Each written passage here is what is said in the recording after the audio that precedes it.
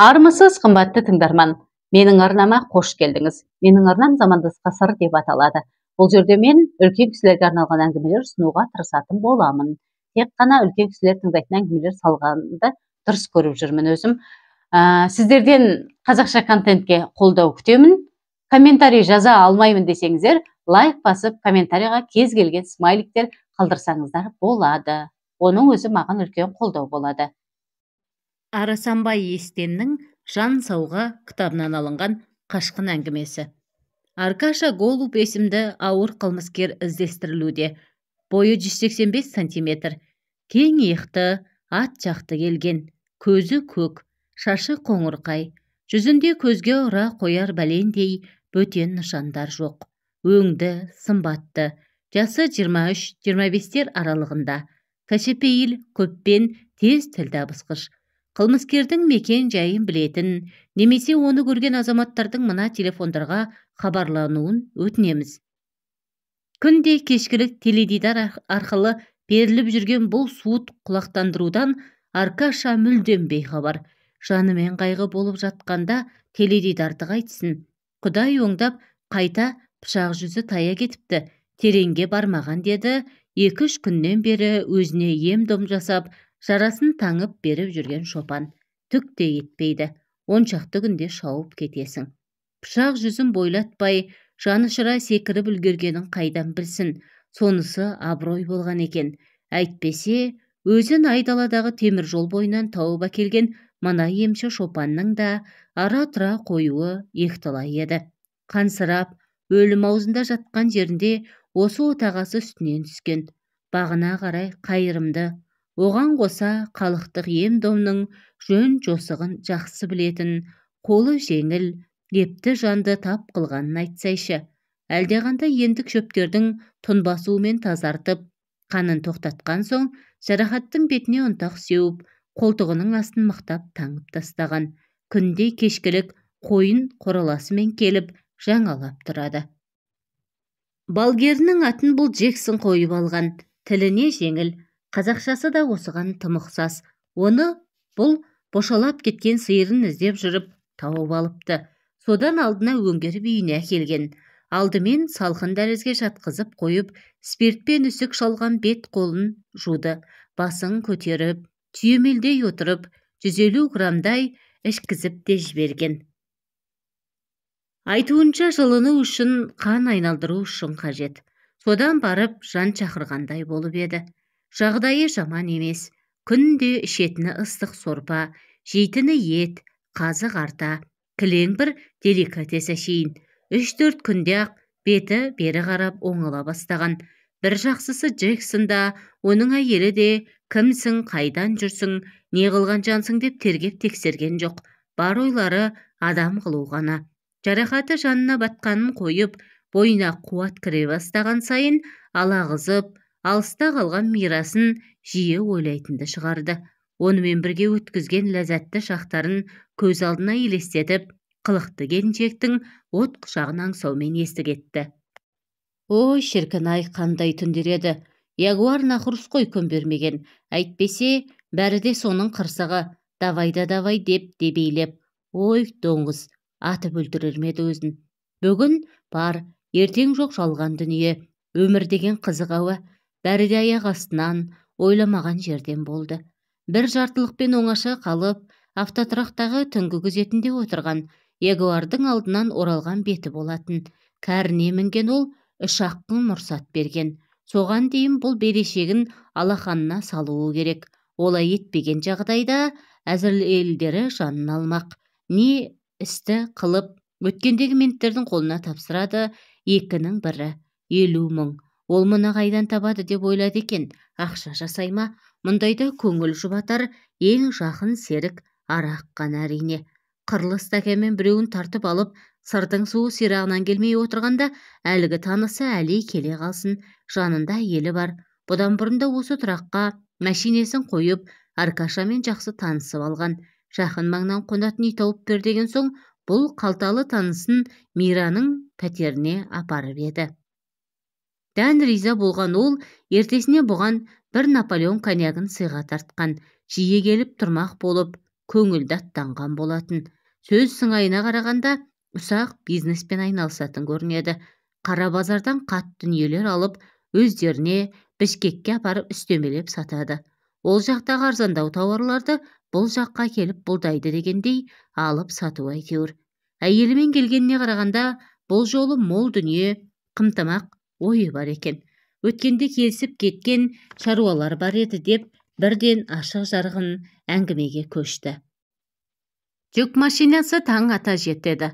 Жеңгең екеуміз түнделетіп жетіп, сәлде болса тынығып алайық деп өзіңнің арқаңда. Проблема жоқ деген бұл қолма-қол төргі бөлмедегі диванға орын жайғап, өзі жайылмалы төсегін көтеріп ауызғы бөлмеге шықты. Әлидің сарқыт деп әкелген тіске басарымен ол ашқан Распутиннен тағы бірер жүзді тастап алған Аркаша тіптен шаттанып, көңілі тасып отыр еді. Сатырлаған әлдеқандай дыбыс елең еткізді. Ақша, кәдімгі сусылдаған су жаңа ақшаның сатыры. Жайлап мойнын созған ол есікке тұтылған жармалы перденің саңылауынан Әлиді көрді. Қолында 2-3 пакет. Расында да су жаңа жасыл қағаздарды бір бөлек, шатырлаған теңгелер мен сомдарды бір бөлек салып реттеп жатыр. Доллар, су жаңа, кілең жүздік жасыл қағаздарды анық көрген Аркашаның көзі тұнып кетті. Міне байлық қайда.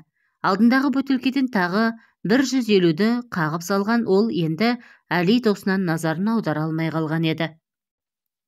Танысы бар байлығын реттеп болып, жасыл қағаз салынған қомақты пакетті басына жастанды да, қалғанын орауымен қара сөмкенің қалтасына салды.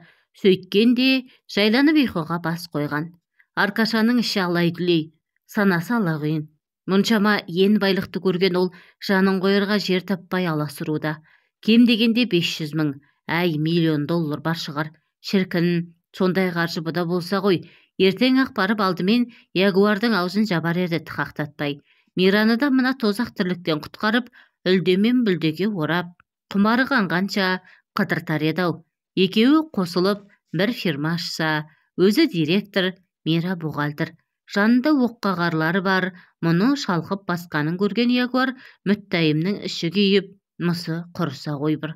Осындай тәтті қиялға берілген түнгі қарауылдың қалайда мына өзі келіп тұрған мол байлықтан айырылғысы келмеді.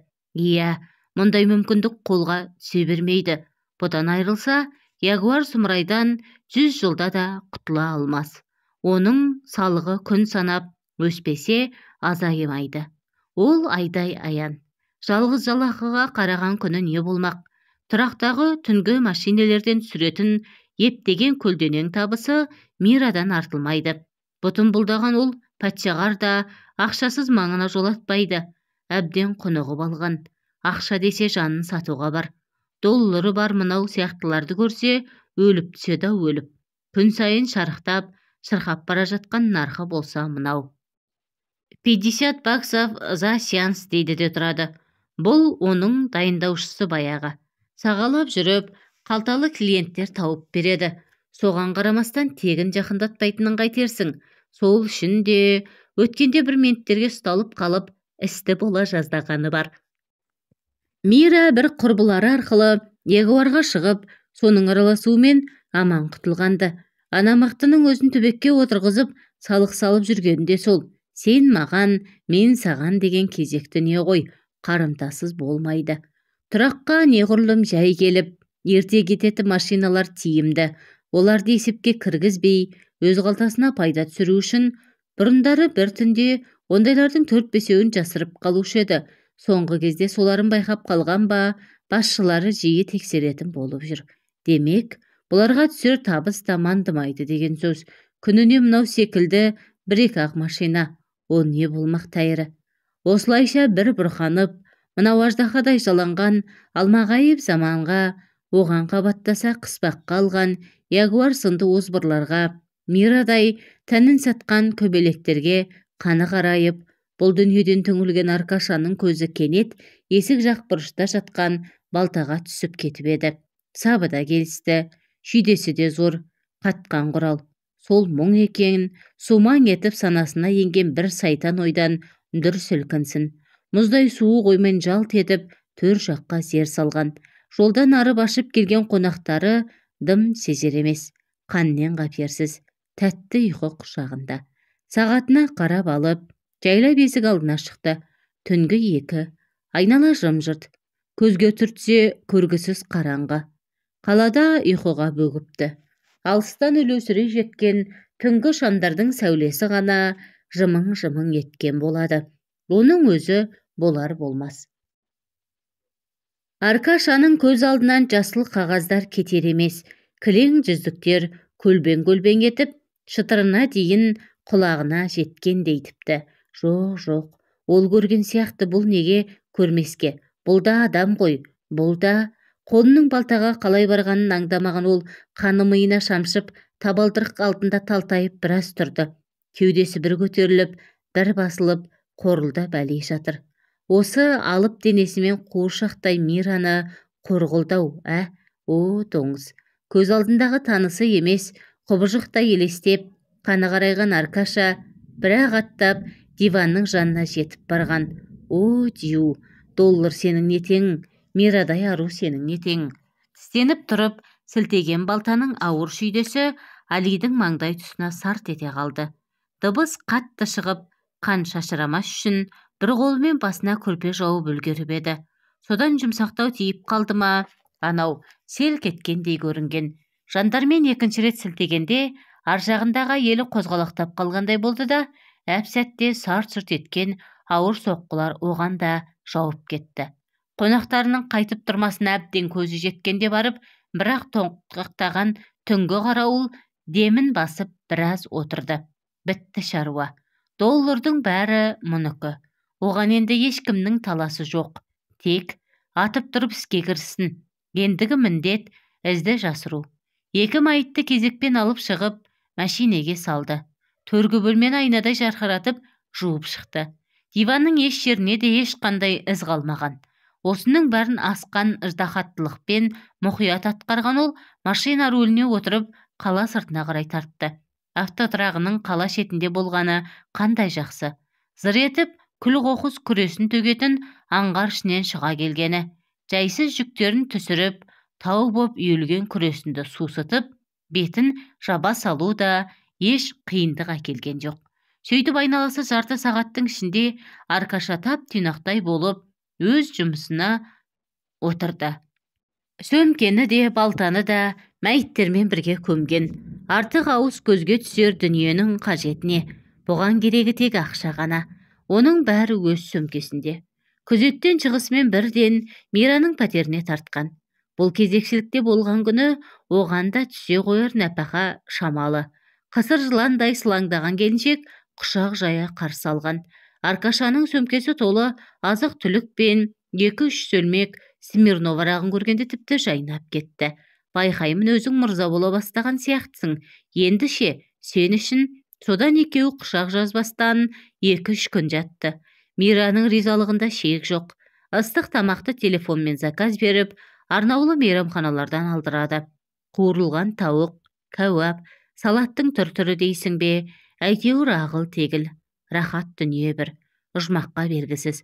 Алдымда ақ бидайдың наны болса, пісірген қойдың бір жақ саны болса, отырсам оңашада ару құшып, мен сәлем бермес едім ханың онша деп, нағыз Омар Хайам қиялдайтын бейеш өмір әшейін.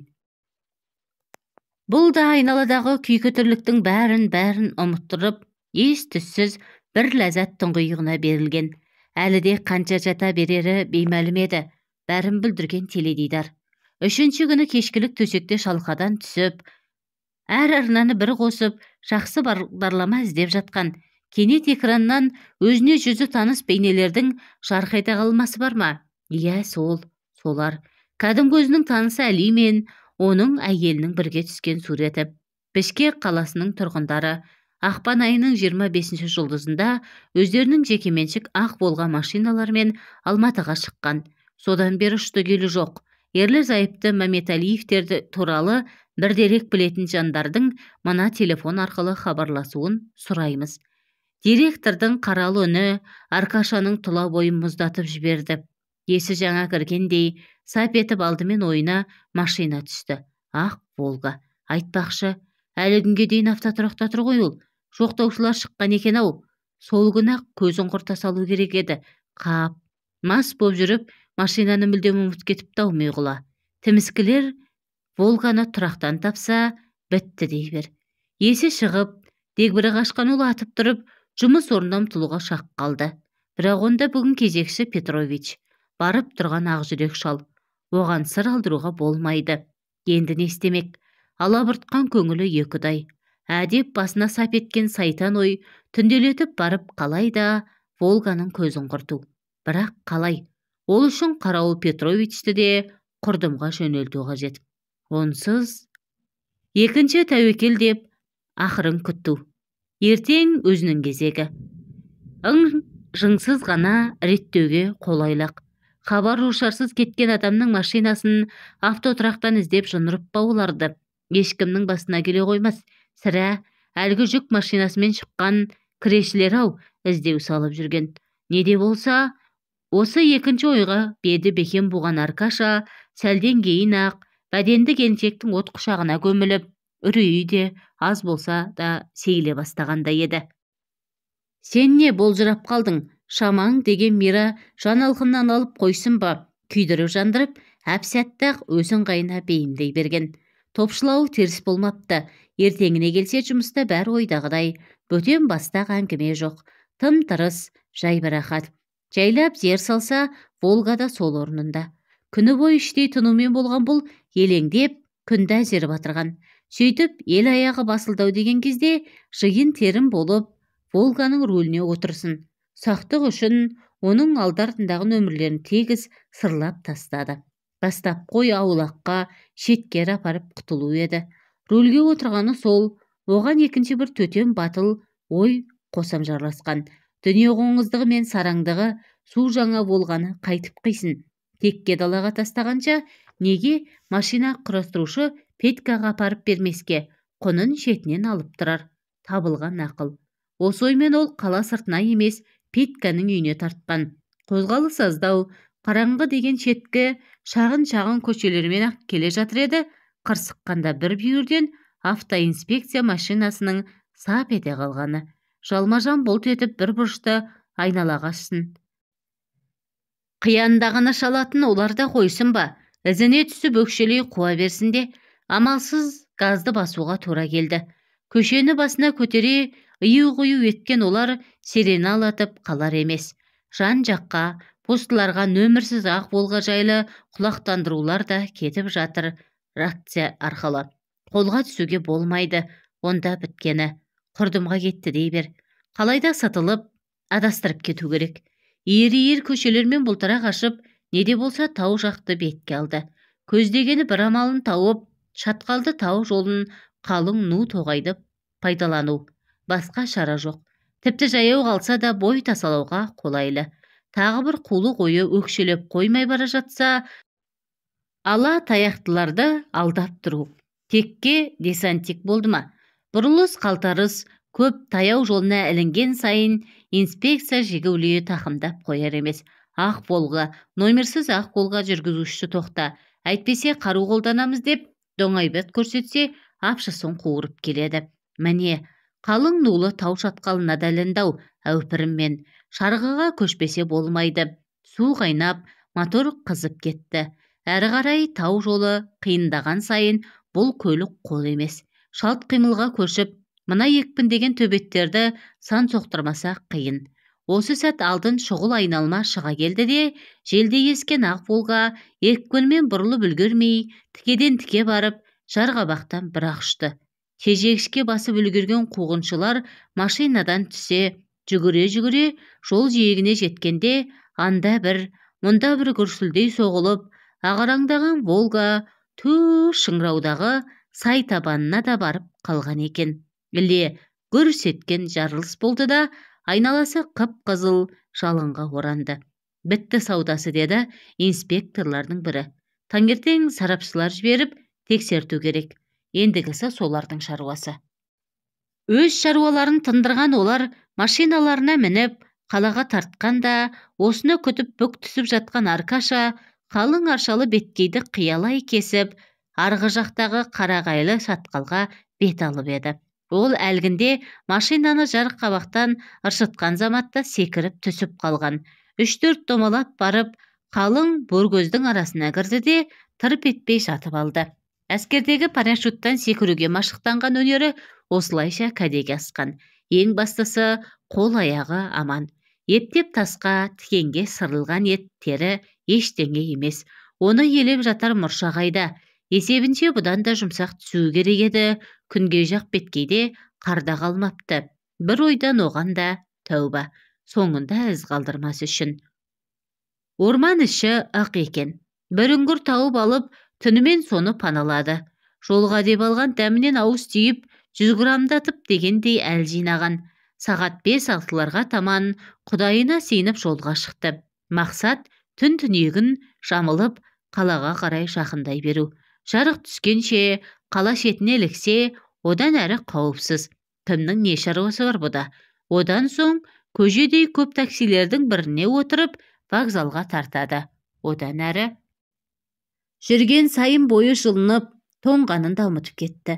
Ішімдіктің буы ма, көңілі де шат. Бәрінен алаяқтарды қатырып кеткеніне мәз. Енді бәлендей қауіп жоқ.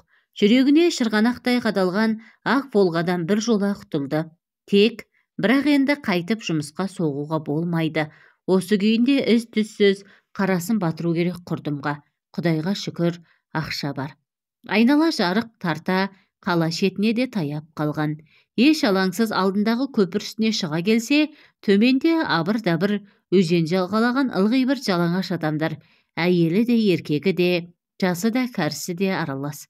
Қыстың күні суға шомылатын морждар екен. Бергі шетте жол жиегіне тақау 2-3 жеңіл машина тұр. Есіктері ашық-шашық. Маңайында ешкім көрінбейді. Ана судың қызығына берілген итбалықтардың көліктері сияқты. Қара санының салдырап, аяғының талғаны жаңа сезгендей, жайлап басып, шеткі жүгеуліге таянды. Есігі ашық, кілті де орнында тұр. Өзен бойындағылар бұл жаққа зер салар емес. Алып етіп кірген бойда от алдыра қойды. Келгендеріне көп болмаса керек, қызуы әлі басылмапты. Дүр еткен бойда жылдамдық қосып үлгерген Аркаша әнемне дегенше сапырылысқан шулы қаланың ішіне сүңгіп те кетіп еді. Сол бетінде темір жол вокзалына келіп, ат басын бірақ тіреген. Бірінші жолға Ташкент Новокузенск пойызы келіп тоқтады. Вагондардың реттік саны пойыздың бас жағынан басталады. Іздегенге сұраған. Диктордан хабарламасын ести сала перронға ұшсын. Кассаға барып билет сұрап, ырғалып-жырғалып жүруге уақыт бар ма? Жол серікпен тіл табыспақ. Жасыл қағаз қалтада тұрғанда сөз болып па тәйірі. Бөлек салақ жүгі көп. Бір егделеу әйелдің сөмкесін көтеріскен болып, ішке сүңгіп те кеткен. Пойыз қозғалған соң есеп айырса жатар. Мынауыңнан жөн сұрасаңшы көкесі. Жаны кіріп, жалданған сайын түрі жаман. Әйел затына көз тұнып, өлермендене қарайды. Қой не болды сонша, деді Жексен келіншегіне таңырқай қарап. Кеше мына көмекші құрманның келіншегі кіре қалып еді, көзін ала алмай өліп барады тіпті байғыз. Ниеті оң емес осыңның. Осы кезде сырттан Артур, ол бұлармен осылай танысқан. Кіріп келіп, әңгіме кілт үзілді. Жарақаты жазылып, жүріп тұруға жарағалы бүгін 3-ші күн. Ендігі бар ойы жақын маңдағы разъезге жетіп, пойызға іліну еді. Тоқта, асықпа, әлі де әлдене түс. Келер жұмада өзім шанамен жеткізіп салам деп, Джексон емшісі рұқсат етпеген. Жата берер еді-ау, қуат кірген сайын мирас есіне түсіп, шыдай алар емес. Әсіресе кеше небір келіншектерді көргеннен бері көңілі нілдей бұзылып, ескі сайтаны қозған. Жастау екен, тығыр шықтай, жұп-жұмыр, бетінің қаны тамып тұр. Әттең шырқын. Оған өлермендене қадалғаны Жексонның әйелі де байқап қалып еді. Топшылауынша содан кейін ол мұны жақтырыңқырамай жүр. Секемі де жоқ емес. Басқа тілде болған соң жаңағы бір жайсыз әңгіменің өзі туралы екенін ол бірден аңғарды. Оны әйелдің ыңғайсыздана қысылған түр әлпеті сездіріп қойған. Кел Артур, шайға кел деп, Джексон құрақ шаққанын орнын сынып, шынтағының астына жастық тастап жатыр. Иә, деді, содан соң бұл жайғасып болып, шайға бас қойған мезет. Әңгімеңді айта отыр, Құдайға шүкір, жазылып келесің. Кімдер ол? Қандай иттер? Дәл осы сауалды түбі бір қоярын білген Аркаша тосылған жоқ. Пойызда болған хикаяны бастап берген.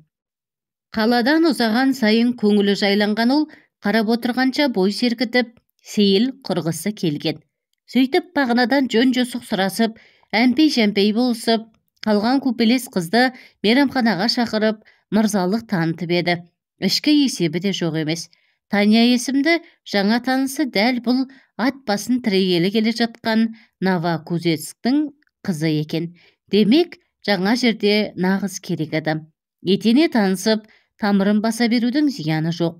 Сыйлағандығым жек көрсін. Ақ жарқын, ашық мінезді қыз да қысылып қымтырылмай, екеуі ішімдіктен де біраз сілтеп, әй бір шалғыдау дерсің. Қыз ештеңеге кетер емес. Әжептәуір бусанып, қызып та қалды. Нағыз бабында. Отырыс купеге барып, жалғастырма оймен бірер бөтелке алып, өз вагондарына келе жатқан. Бір тұста тамбурда тұрған біреумен соқтығысып қалғаны. Көзің қайдай деген анау көкірегін керіп шыға келсін. Солақ екен, ерегіс басталды да кетті. Ішімдіктің буына қаны тасып тұрған бұл да қарап қалсын ба? Едіреңдеп тұра ұмтылған анаған дүрсе қоя берген. Осыны күтіп тұрғандай, аржақтан жетіп келген әлекедей жаланған 3-4 жігіт орта қалсын. Бұршақтай жауған соққының астында қалды. Көмекке келер Танясы ма? Ізім ғайым. Тым болмаса шыңғырып, арашаға адам шақырар деген үміті де бос талбаса екен. Сонысына қарағанда, ол да мыналардың адамы секілді. Бар, есі дерті отырса да тұрса да, иығынан тастамай жүрген сөмкеден айырылмау болып, оны бауырына қысқан күйі, жас қанып қорғана берген. Бір сәт көзінің отын жарқ еткізген қатты соққыдан шалқалай құрап бала жатқанын бірақ біліп еді. Әлдеқандай бір тегеурінді күш бірақ сілкіп сөмкесін жұлып алды. «Все, Клепа, бітіре сал саудасын» деп, зәрлі үкім кескен шомбал қара сөмкені қолтығына қысқан күйі әрі қарай зып беріп жоқ болған. Шүйдесімен босағаны сүзе құлаған бұл жанталаса атып тұрам дегенше аналардың бірі жарқ еткізіп, ұзын пышағын суырып та үлгеріп еді. Зәресі зәр түбіне кете, жүрегі сусылдаған Аркаша жан шырақ қасындағы сыртқы есіктің тұтқасына жармассын. Одан өзге жолда жоқ. Таптар тамбур ішінде сала құлаш қанжардан қашып құтылу, онсыз да миы шайқалып, есеңгіреп қалған ол үшін мүмкін еместі. Жансақтаудың бар амалы осы ғана. Мына ел тонағыш қарақшылардың ойы белгілі. Өлтіреді де, пойыздан лақтырып, ессіз далаға тастап кете бармақшы. Оданша өзақ. Бірақ үлгермеді. Бұл есікті ашып, ышқына сыртқа атырылғанша, анау да қанды сапсын құлаштай сермеп қалған. Қолтығының асты шым еткендей болды да, іле ысып сала беріп еді.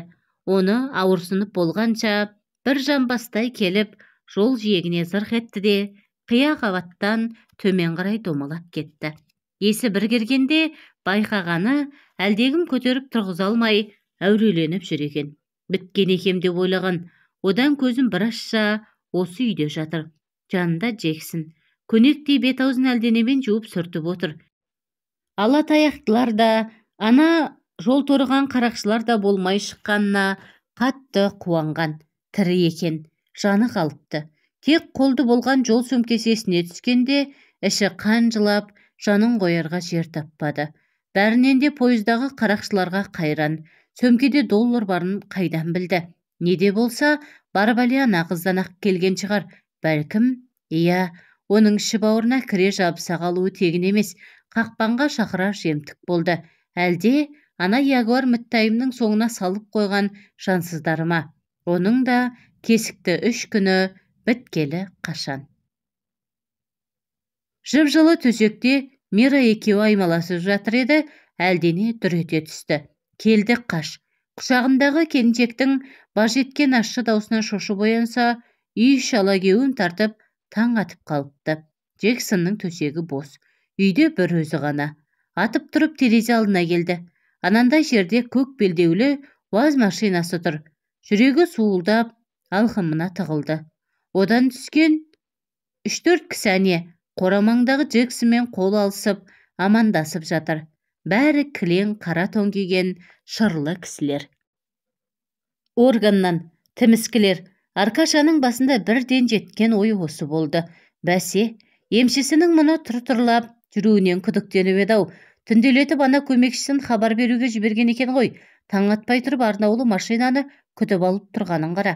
Әне, ол қолын сілтеп үй жақты көрсетті.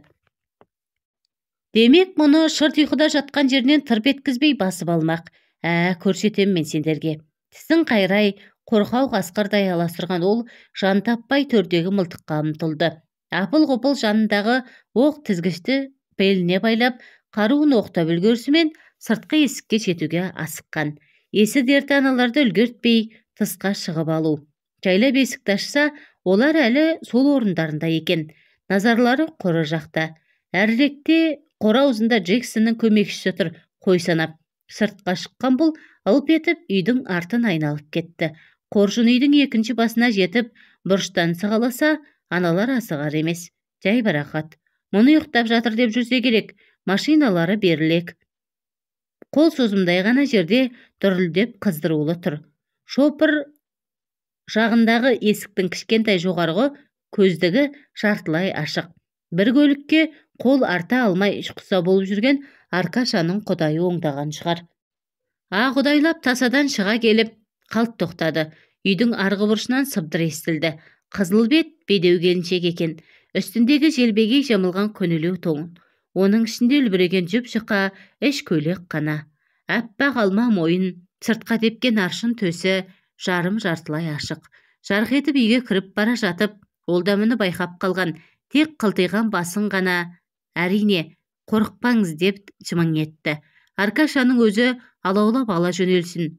Бойында ойнаған аламатласыр қан толқыны басына шапты.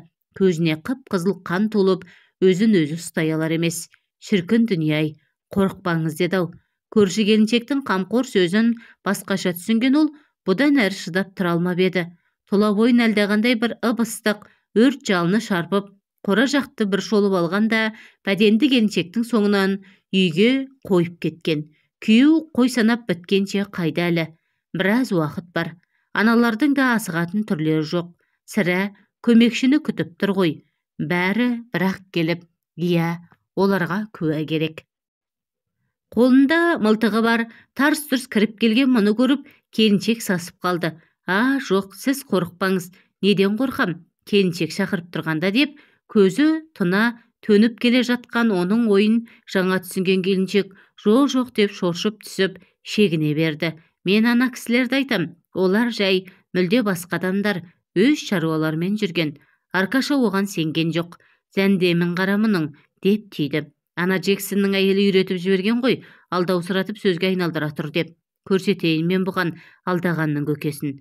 Сауатын ашып, онсыз да үлбіреген жұқа іш көйлектің өңірін дар айырып, етегінен бірақ түрген ол, барынша атылып, тығыршықтай келіншектің үстіне қона түскені шол, шиқ етіп, жылауық есіктің ашылған бергені. Жандармен жанындағы мылтыққа ұмтылған қарақшы солай қарай кезене шүріппені басып қалды. Көрсеткен мылтық үні таңғы тымық ауаны дүр сілкінде қойлауыл есінен тандырды. Үйдің іші көк ала түтін. Оның ар жағында ақыра шалқалай құлап бара жатқан Джексонның әйелін қаға-маға басына бірақ ырғаған Аркаша ышқына жан салып машинаға жүгірді. Оқыс мылтық үнінен не болғанын айыра алмай, аңтарыла жалт қарасқан топ кісі есік алдына құлап түскен әйелді атырылып шығып, машинаға қарай жан ұшыраған қарулы еркекті көріп, ошарылып қалған. Әдегеннен бір сұмдықтың болғанын іші сезіп, тұра ұмтылған Жексен ғана. Бірақ ол жетем дегенше УАЗик орнынан орғи жөнеліп, алдын кес-кестей берген оны шыбын құрлы көрмей зу етіп, құйындай есіртіп, дәл қасынан өте шықты. Қайта соңғы сәт жанталаса бір бүйірге жалтарылып қалғаны абырой болыпты. Әйтпегенде дөңгелектің астында қалар ма еді, кім білсін. Ай, мынауың кім? Қайтеді, тоқта дескен топ адам тұс-тұстан ұмтыла, ұлардай шулап қала берген. Құтылдау ақыры. Бұлайшыға УАЗиктің бар қуатына басқан Аркаша өзіне өзі риза. Айызы ғана сақылдай күліп, құшырланып келеді. Әттең тек. Ана қақсал кірмей тұра тұрғанда ғой, тым болмаса 10-15 минут. Қан сөзсіз шалқалап өзі-ақ құлай берген ана жұмыр келіншекті де жәукемдеп үлгерер еді-ау. Қанасы қанамаған бедеу емес пе? Денесін айтшайшы, тып-тығыз. Ах, өкінішті-ақ. Осындай өкініште бойын жаулаған жеңсіз сезіміне арпалысқан ол түс ауа күншығысты бетке алған жүк пойыздың ішінде кетіп бара жатты. Көзге түсіп тағы бірдеңеге ұрынбас үшін осы дұрыс. Бары сенері ішкі қойын қалталарында қалып қойған ептеген жасыл қағаздар ғана. Бір жерге тұяқ іліктіргенше жетсе болды. Жазға салым, көктеуді отырған жексенді есігінің алдына келіп ат басын тіреген көк белдеулі милиция машинасы елең еткізді. Әлгі қашқыннан бір дерек бар ма екен деген оймен әйелі екеуі оларды есік алдынан қарсы алып құрақ ұшып жатыр. Сыйлы қонақтарыңыз мынау ма еді деді әзілдей күлген капитан жігіт папкасынан суырған 2-3 суретті көрсетіп. Дәл өзі, сол Артур.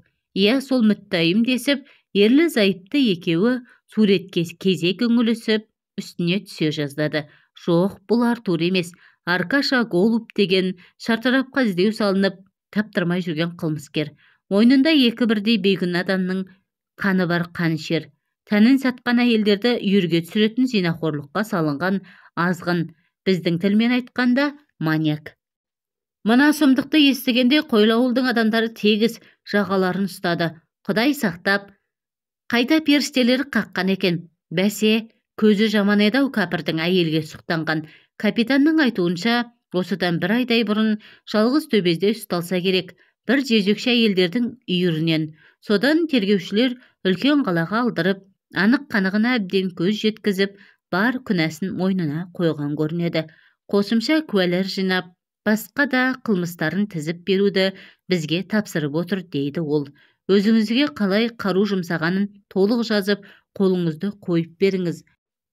Иығыңыз қалай қазір? Оппай десеңші, қайта бағына бытыралы патрон кез келіп, аман қалды ғой. Жарғақ тонмен қабат-қабат қалың киім сеп болып деп сөзге араласқан көмекші шопан Құманның келіншегі болған оқиғаны бастан аяқ баяндауға кіріскен еді. 1994 жыл.